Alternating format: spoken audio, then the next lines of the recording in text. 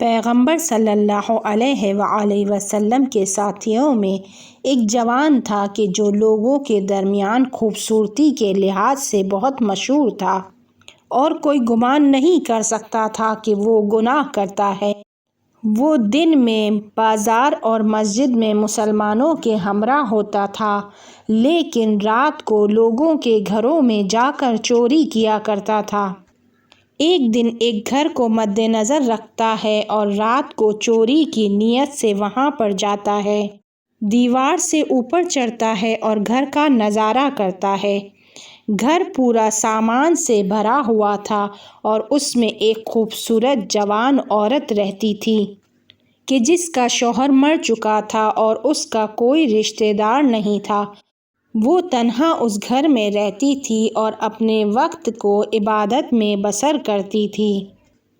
وہ جوان اس خاتون کو دیکھ کر گناہ کی فکر میں لگ گیا اور خود سے کہنے لگا کہ آج کی رات مراد کی رات ہے، اسے مال و ثروت بھی ملے گا اور شہوت اور لذت بھی حاصل ہوگی۔ ابھی یہ سوچ ہی رہا تھا کہ اچانک آسمان سے نور الہی اس کے دل میں داخل ہوا اور یہ جوان خود سے سوچنے لگا، بالفرض اگر اس عورت کے مال کی چوری کر لیتا ہوں اور اس کے دامن کو داغدار کر دیتا ہوں، لیکن پھر کچھ عرصے بعد میں مر جاؤں گا اور خدا کی بارگاہ میں مجھے بلایا جائے گا، اس دن میں صاحب روز جزا کو کیا جواب دوں گا؟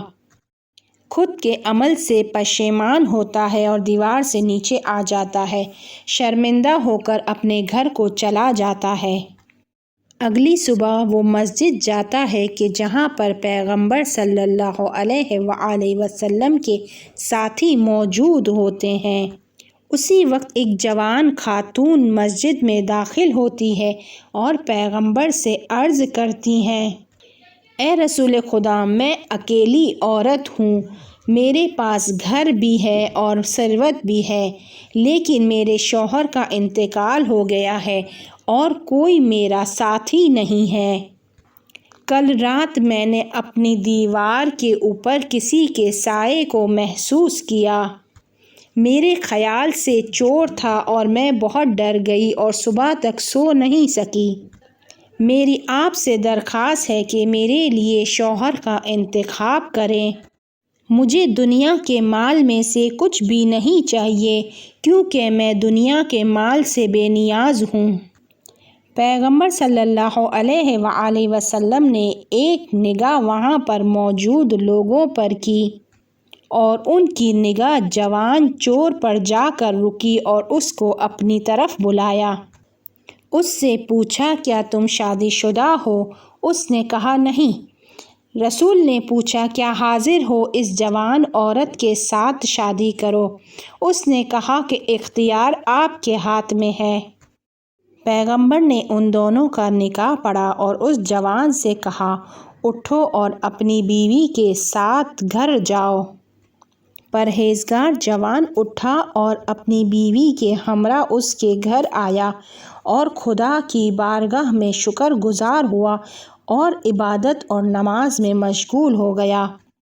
وہ خاتون اپنے جوان شوہر کے اس کام پر بہت حیرت زدہ ہوئی اور اس سے پوچھنے لگی کہ کیوں اس قدر عبادات کو انجام دے رہے ہو؟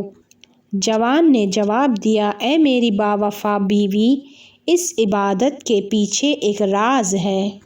میں وہی چور ہوں جو کل رات تمہارے گھر پر آیا تھا، لیکن خدا کی خاطر میں نے تمہاری عزت کو داغدار نہیں کیا اور خدا نے میری پرہیزگاری اور توبہ کی وجہ سے حلال طریقے سے مجھے اس گھر اور اس کے اسباب تک پہنچا دیا۔